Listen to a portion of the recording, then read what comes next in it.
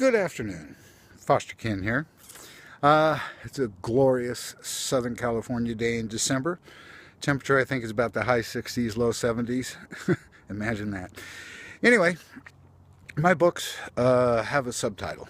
It's called Tales from the Biker and the Beast. And I was thinking it's about time I introduce you all to the Beast. So here you go. There he is, the Beast. Sitting there like he owns the whole damn world, and sometimes I think he does. He's a 2000 Harley-Davidson Softail Deuce. And as you can tell, he's all black and chrome, the two proper colors for a motorcycle. Of course, those of you who have different colored motorcycles would disagree, and that's okay. I'm not going to argue the point. Has something on the back here, something I call a keg. It's a hard plastic covered with leather thing. I let the flaps flap down when I'm riding because I don't like being tailgated.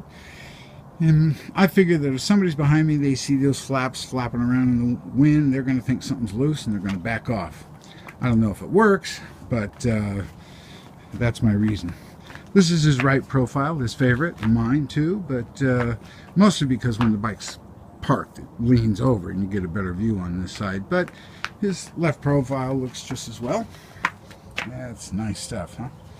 And he's got a brand new headlamp, which is good.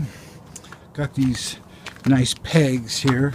Has a heel rest, but that goes in. And the reason I like them is because sometimes if my calf gets tight, I can kick that thing in and push my heel down, and it stretches out my calf. And the handlebars, they sort of look like apes right there, but they're not. I learned that they're called buckhorns. See, to me, apes go up and stay up, where buckhorns go up and come down a little bit. And the reason I got them is because there was a while there, man, my upper back would just start hurting like crazy. Couldn't figure out what to do, and I finally realized that the natural position for my hands is at an angle. But I'm riding a motorcycle like that, so I thought, what the heck, I'll get the buckhorns, put my hands like that and see if it works. And you know what? It did. Got rid of about 80% of that, and my upper back hardly ever hurts anymore. So, like I said, he's all black and chrome, and one of the advantages to black and chrome is you can't see the scrapes and scratches till you get up close. And he does have some. He's got some pitting right there. I don't know if you can see it. Thing right there. The seat's starting to crack a little bit. Last me another year or two. And got some scratches right here. I don't know if you can see them, but and then the pipe ends up scraping the pavement before the pegs do, and you can see it right there. You know, it's a little scraped up.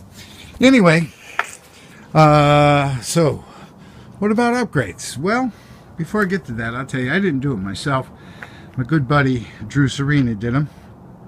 His place is out in Palmdale. It's called American Speed and Machine.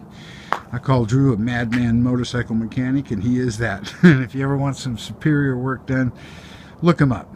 Drew Serena, American Speed and Machine in Palmdale.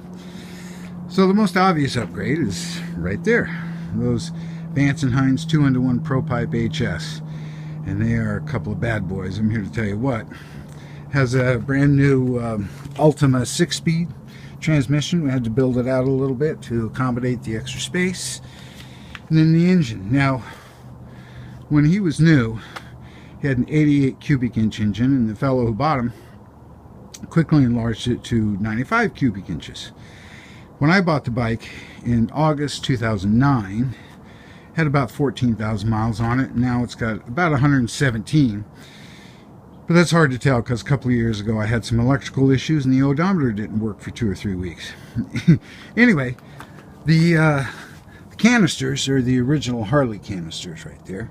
And we had them bored out to 117 cubic inches, which is equivalent to 1917 cc's. My oh my. That's bigger than some cars, I'll tell you what. It's got Rivera push rods, fueling lifters, and you know, I got a list. I should probably get it out, because if I leave something out or get something wrong, Drew will have my butt. Sorry about that. Okay, compression ratio is 10.5 to 1. 44 millimeter Screaming Eagle CV carburetor, Andrews camshaft, 36 amp 3-phase charging system, Dynatech ignition, Pro 1 racing cylinder heads, Axtell cylinders and pistons, a Dark Horse crankshaft with H-beam connecting rods. I have no idea what an H-beam connecting rod is, but hey, it sounds impressive.